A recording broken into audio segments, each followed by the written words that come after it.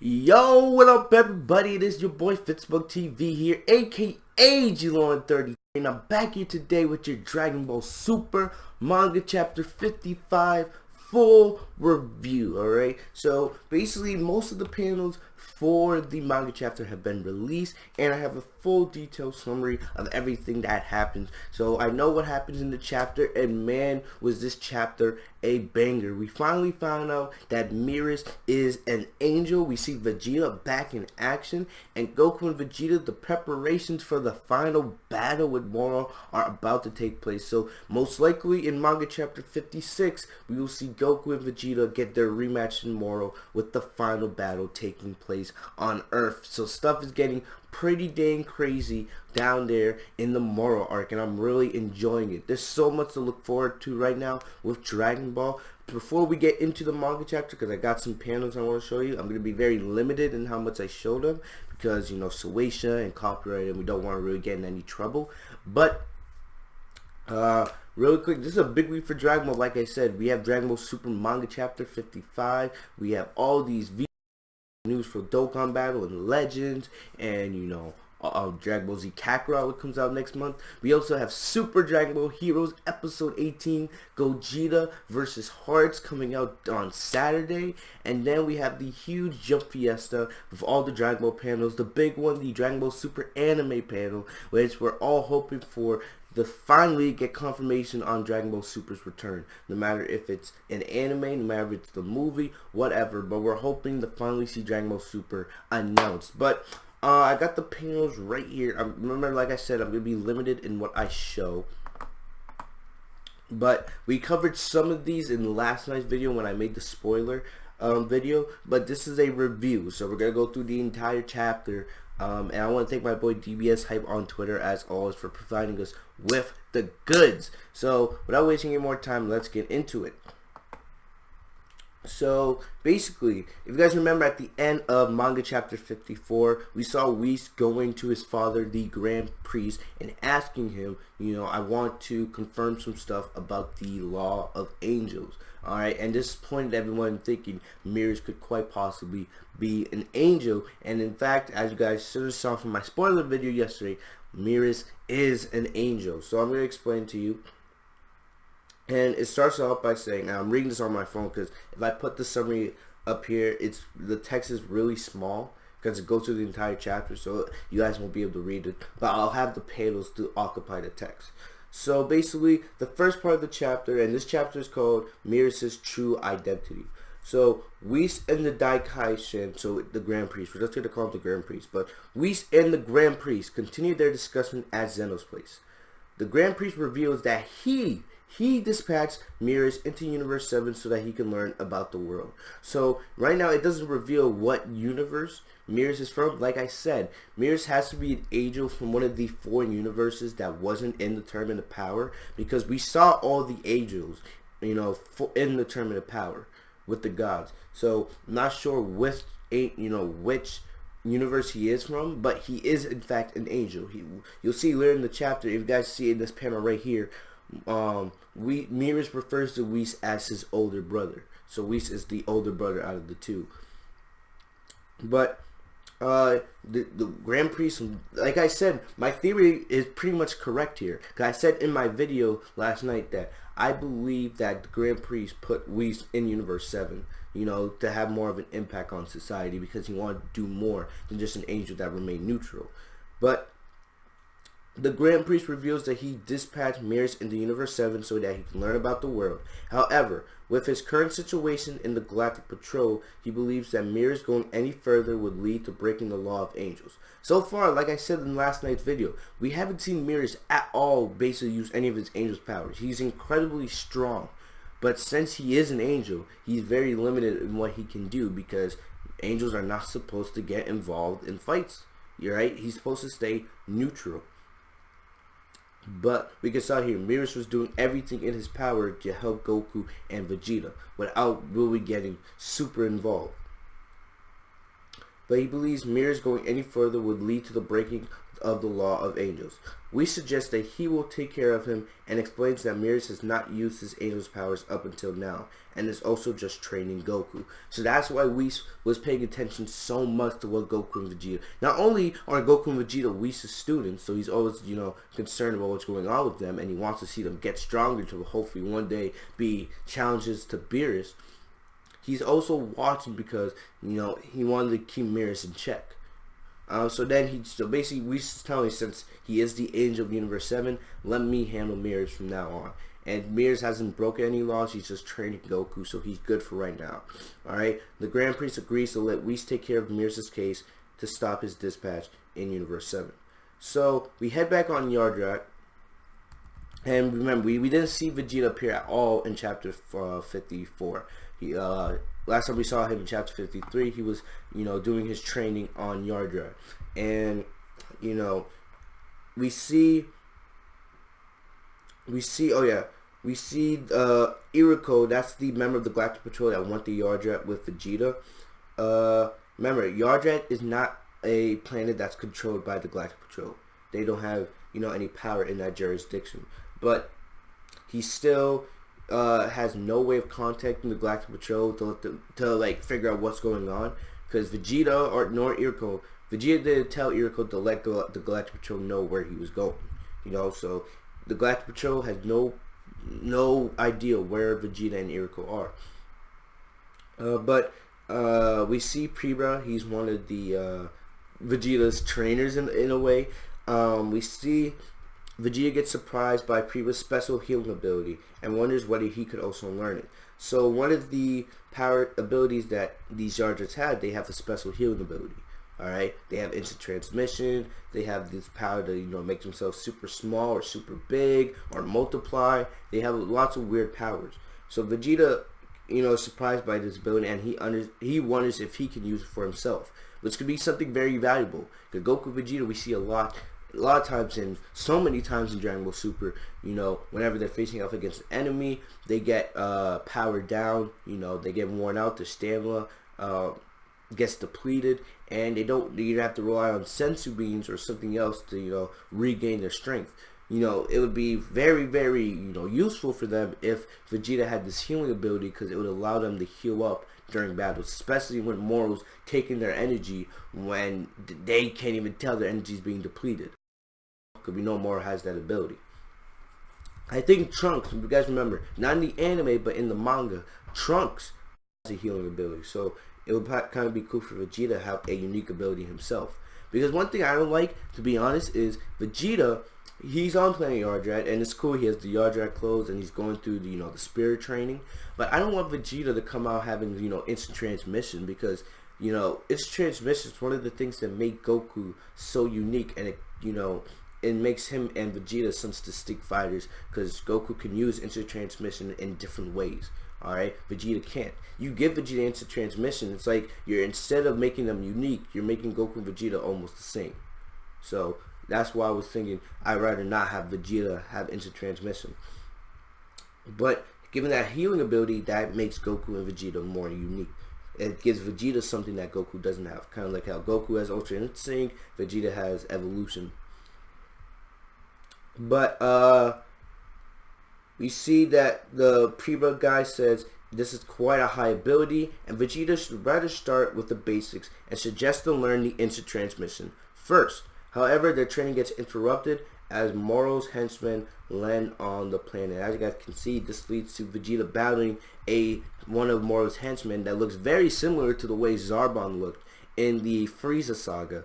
Remember when Zarbon, he has two forms. He has his normal form where he calls himself quite beautiful, and then he has that, monster dinosaur type form where he transforms. He gets much more powerful, but he looks really, really ugly in the process.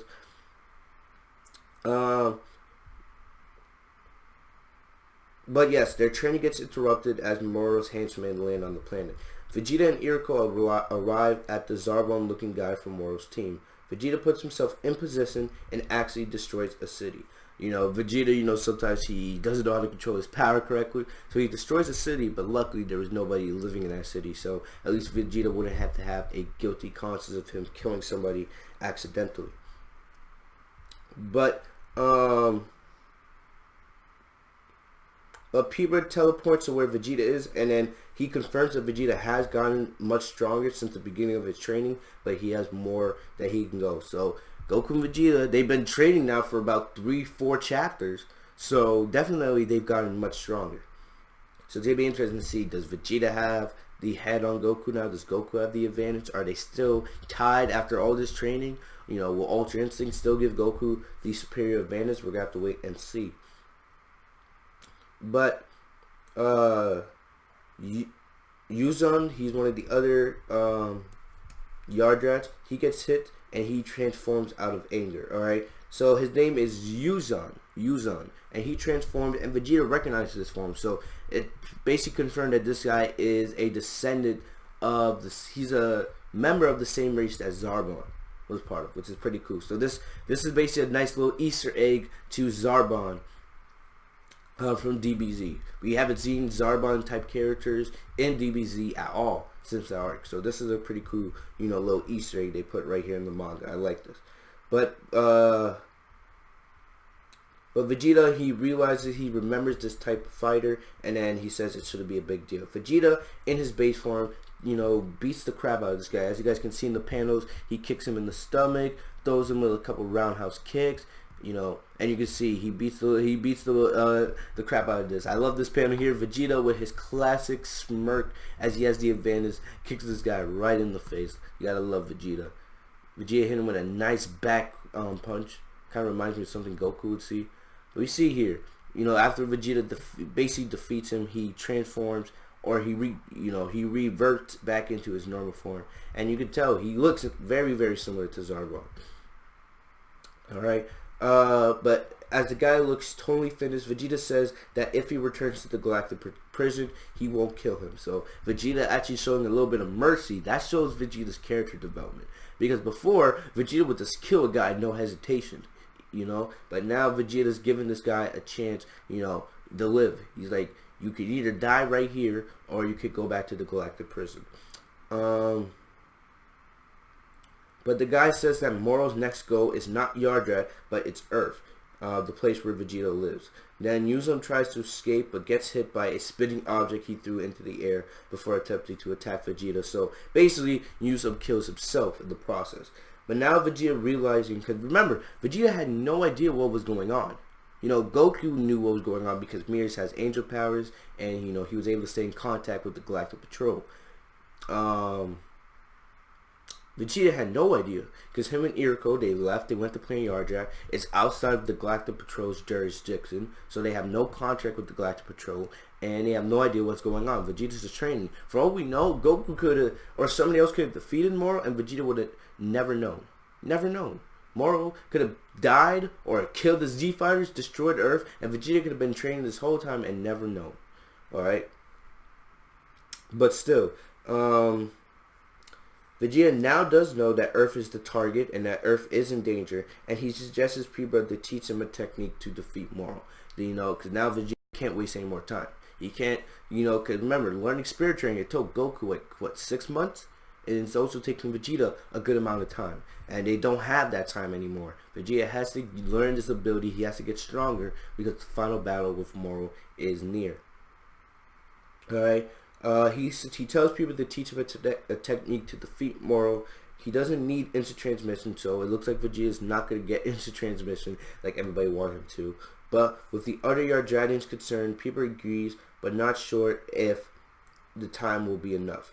So they're going to try to teach Vegeta this technique, but they're not sure if he's going to have enough time to learn it before his battle with Moro. But I think he'll learn it. Alright? But moving on to the big part of the chapter, the Goku and Moro. I mean, no, not the Moro part, but we do see Moro in this chapter. You know, we haven't seen Moro do a lot in the last couple chapters since he fought Goku and Vegeta on Namek. But Moro talks with Sir Gambo about using Steph on Planet Yardrat. Sir Gambo is surprised hearing that it could happen even with YOUTUNE transformed, and suggests they go to Earth straight away because they don't want Goku and Vegeta getting any more stronger where it could become, you know, a difficult battle for Moro. But Moro says he's not worried, and in order to find more planets before going to Earth, as they previously agreed. So Moro's also doing his own training. He's eating planets, which makes him stronger and, you know, keeps him alive. So basically 2 months are passing, 2 more months pass. So this arc has been going on in terms of the Dragon Ball timeline. It's been going on for a while. When you see like stuff like the Tournament of Power and the Goku Black arc, those arcs take place, and you know, like the Universe 6 and Universe 7 tournament, those 3 arcs take place over a couple days, couple months. The Broly movie takes place in legit 1 day, you know, but this arc, it's taking place over months. So one thing that I'm hoping is, you know, whenever we get to the end of this arc, and if we see like YOUTUNE and Trunks or something like that, we finally see them, you know, aging, getting a little bit older. Because we haven't seen YOUTUNE and Trunks since the end of the Tournament of Power. So if all this time is passing, hopefully YOUTUNE and Trunks are finally aging a little bit. You know, because you could expect Bulma's child, Bua, she has to be getting a little bit older, right? She was a baby at the beginning of all this, and these months are passing, so who knows? She's probably walking by now. You guys understand what I'm meaning. But on another planet, but yes, then we go back to the room of spirit and time. The big part of this, the big part of the chapter, the part where you guys have been waiting for, right here. As you can see, Moro and Goku continuing going at it. Meanwhile, in the room of spirit of time, Merus notices that it's almost time for the final battle. So both him and Goku wanted to go for a final fight before heading to Earth. So they've been training all this time, trying to get Goku to re-unlock the ability of Ultra Instinct. It doesn't stay here whether he was successful or not, because they're going to save that probably for the final battle. I still think we'll most likely see Ultra Instinct make an epic return at the end of this arc. But he actually wants to fight Goku, actually go for an actual battle. Final fight between the two. Alright. And then Merus, as you can see, he starts powering up, going into his full power. But both get teleported outside the room. And who else did this? This was Whis. We know it was Whis because we said if Merus does anything to try to use his angel powers, he will be there to stop him. And that's when we get these final panels up here.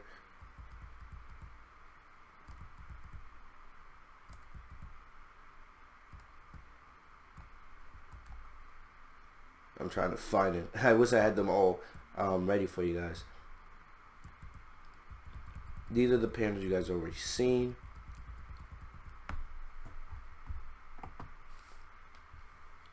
But yeah, so we see Whis. So Merus refers to Whis as his older brother. Whis says not any further. Whis explains that training is fine, but fighting is, you know, fight. Oh yeah, he said, okay, I got it. So because the translation's a little bit weird. So basically, Whis confronts Merus and basically says that fighting or using your full power goes beyond what our angel powers are meant for. So this is reinstates what we know since the beginning of Super, that the angels cannot get involved no matter what. Alright? They have to remain neutral in all this. They can train, you know, they can give advice, but they have to remain neutral. But Merus was also planning, so Whis knew this, and he's bringing it up now. Whis knew that Merus was planning to go to Earth to fight with Goku and Vegeta against Moro in the final battle. He was hoping that no one would notice, but Whis, of course, took notice since this is his universe. He is the angel here, so he stops Merus. But yeah, Whis explains that training is fine, and Whis confronts Merus with the thought that he also planned to go to Earth together with Goku to fight Moro. Merus apologized to Whis about it and to Goku that he didn't tell him that he is an angel, even though Goku kind of figured out that Merus was an angel earlier on. You know, remember last chapter Goku was asking, oh, you don't eat, you don't do this kind of stuff? That reminds me a lot of Whis. And Whis also states that if angels go beyond trading, they are prohibiting their law and get destroyed. So basically, Merus almost got himself destroyed. So basically we may never see angels fight in Dragon Ball. Alright, we may never see the angels fight. The only thing we may ever see is, you know, maybe the gods like Beerus, or maybe, you know, Zeno. But, you know, Grand Priest, the angels, they're not allowed to fight. If they ever truly get involved in a fight, they will get destroyed. automatically. So Merus, Whis basically saved his younger brother's life in this situation. So Whis basically stopped Merus right at the right time, saving him from getting destroyed. Merus apologized to Goku and said that he cannot help any longer, but Goku appreciates all Merus' help and says he'll get the job done. Alright? So both Merus and Angel leave to go to the Angel World, probably to go see the Grand Priest. And basically, Goku, his clothes are back to normal, and he's gonna head to Earth for the final battle. But the thing about it is, he's still in the room. Well, he's outside the room of the room of spirit and time. So he doesn't know how to get home from here. So basically, the only thing left is Merus' Galactic Patrol spaceship. So he's left on the planet in